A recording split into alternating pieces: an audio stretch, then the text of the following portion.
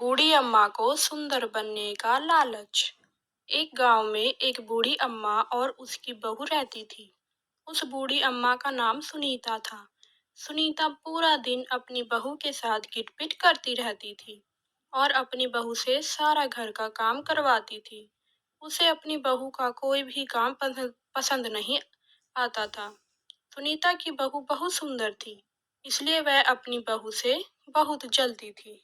सुनीता अब बूढ़ी हो चुकी थी, इसलिए वह सुंदर नहीं दिखती थी और वो अपनी बहू से तरह तरह की क्रीम और तरह तरह के घरेलू नुस्खे बनवाती थी। सुनीता अपनी बहू को आवाज मारती है और कहती है, बहू, मेरे बाल बहुत झड़ रहे हैं। तुम मेरे लिए नारियल तेल में प्याज का रस मिलाकर लगा दो। फिर वह उसके बालों में वो लगा देती है। कुछ देर बाद उसकी सास के बाल बहुत झड़ने लगते हैं। फिर जोर जोर से चिल्लाती है और कहती है, देखो तुम्हारी वजह से मेरे बाल कितने झड़ रहे हैं। तुमने लगता है कुछ और ही लगा दिया है मेरे बालों में। और जोर जोर से कहती है कि तुम्हारे मन में कितना पाप है बहू मेरे लिए। तुम चाहती हो मेरे सारे बाल झड़ जाएं। सुनीता की बहू कहती है, माँ, मैंने ऐसा कुछ नहीं किया। जो आपने बोला था वही मिलाया है। आप मेरा विश्वास कीजिए। वो कहती है, नहीं, मैं तेरा विश्वास नहीं करूंगी। सुनीता कहती है, कोई बात नहीं, अब तुम जाओ मेरे लिए चेहरे पर लगाने के लिए लेप लेकर आओ। उसमें दूध, मुल्तानी मिट्टी और बेसन लेकर आओ। च- अपने चेहरे पर लेप लगा लेती है। कुछ देर बाद जब सुनीता अपने लेप को हटाती है तो उसके चेहरे पर लाल लाल धब्बे हो जाते हैं। जोर जोर से चिल्लाती है और कहती है, बहू, तुमने यह क्या किया? मेरे चेहरे पर पता नहीं क्या लगा दिया जो मेरे चेहरे पर लाल लाल धब्बे हो गए। फिर वह कहती है, मेरा चेहरा किसी को दिखाने लायक नहीं रहा। अब मैं यहाँ से कहीं दूर चली जाऊंगी। फिर वह घर से काफी दूर निकल जाती है और उसे रास्ते में एक ऋषि मुनि मिलते हैं। फिर वह बाबा से कहती है कि बाबा, आप में बहुत शक्तियां होंगी। आप मुझे सुंदर बना दीजिए, मैं बहुत सुंदर दिखना चाहती हूँ। फिर बाबा कहते हैं, अरे, असली सुंदरता तो मन से होती है, तन से नहीं। तो सुनीता कहती है, नहीं नहीं बाबा, आप जब तक मुझे सुंदर नहीं बनाएंगे मैं यहाँ से नहीं जाऊंगी। बाबा कहते हैं, ठीक है, मैं तुम्हें सुंदर बना दूंगा, लेकिन तुम फिर इस रूप में कभी वापस नहीं आ पाओगी। सुनीता कहती है, ठीक है, और ऋषि मुनि उसे सुंदर बना देते हैं। सुनीता जवान और सुंदर दिखने लगती है। सुनीता अपनी बहन के घर जाती है और कहती है, अरे दीदी, मैं आई हूँ। तब कहती है, अरे तुम कौन हो? तुम मेरी बहन की आवाज निकालकर मुझे पागल बना रही हो।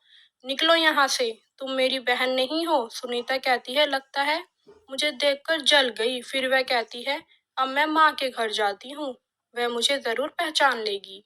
फिर वह अपनी माँ के घर जाती है। उसकी माँ कहती है, अरे बेटी, आ गई तू? इतने दिनों बाद आई है। मुझे ढंग से दिखाई नहीं देता है। रुक, मैं अभी चश्मा लगाती हूँ। और वह जैसे ही चश्मा लगाती है फिर वह कहती है, अरे तू कौन है? तू तो मेरी बेटी सुनीता नहीं है। फिर सुनीता की माँ कहती है, मुझे अकेली बुढ़िया को देखकर लूटने आई है, निकल जा यहाँ से। सुनीता वहां से निकल जाती है और कहती है, माँ ने चश्मा लगाने के बाद भी मुझे नहीं पहचाना। लगता है उनका चश्मा खराब हो गया है। सुनीता अपने घर जाती है और अपनी बहू को कहती है, बहू, मेरे लिए खाना ले आओ, मुझे बहुत तेज भूख लगी है। सुनीता की बहू अपनी सास की आवाज सुनकर खाना लेकर बाहर आती है तो वह देखती है कि सामने एक सुंदर सी औरत बैठी हुई है। बहू सोचती है कि लगता है मेरी सास को किसी ने जादू करके अपने वश में कर लिया है और कहती है कि माँ, तुम खाना खाकर यहाँ से वापस चली जाओ और मेरी सासू माँ को मुझे वापस लौटा दो। आप खाना खाइए, मैं आपके लिए पानी लेकर आती हूँ। सुनीता सोचती है, मेरी बहू कितनी अच्छी है, वो मुझसे कितना प्यार करती है और मैं हूँ कि उसे कितना सताती हूँ। सुनीता यही सोचकर वहीं सो जाती है। सुनीता का पति आता है तो वह कहता है, अरे क्या हुआ, लेटी क्यों हुई हो? तबीयत ठीक है तुम्हारी? फिर सुनीता उठकर बैठती है तो उसका पति कहता है, अरे तुम कौन हो? तुम मेरी पत्नी नहीं हो सकती, मेरी पत्नी ऐसी नहीं दिखती थी।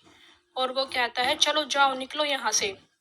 सुनीता परेशान होकर घर से बाहर निकल जाती है और वह उसी रास्ते पर पहुंच जाती है जहां उसे वह ऋषि मुनि मिले थे। फिर से दोबारा उसे वही ऋषि मुनि मिलते हैं।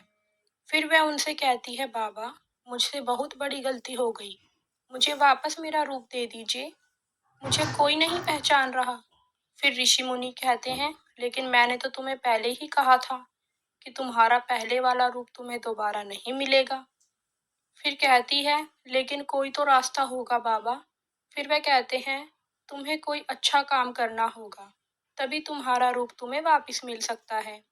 फिर वह कहती है अब मैं अपनी बहू के साथ अच्छे से व्यवहार करूंगी और उसे सारे गहने और कपड़े दे दूंगी। घर जाकर अपनी बहू के कमरे में अपने गहने और जेवर रख देती है। बहू आकर देखती है तो वह समझ जाती है कि उसकी सास वापस आ गई है। अपनी सास को पूरे घर में ढूंढने लगती है तो उसकी सास बाहर बैठकर जूठे बर्तन साफ कर रही होती है। फिर सुनीता की बहू कहती है माँ, आप यहाँ बर्तन क्यों धो रही हैं? चलिए अंदर चलिए। और सुनीता की बहू कहती है माँ, यह मेरा काम है, आपका नहीं। फिर सुनीता कहती है नहीं बेटी, आज से तुम मेरी बेटी हो और मैं तुम्हारी माँ हूँ। आज से हम दोनों मिलकर घर का सारा काम किया करेंगे। आओ बेटी मेरे गले लग जाओ। फिर सुनीता अपनी बहू के साथ प्यार से रहने लगती है। दोस्तों, अगर आपको ये कहानी पसंद आई है तो इसे लाइक करें और हमारे चैनल को सब्सक्राइब करें। धन्यवाद।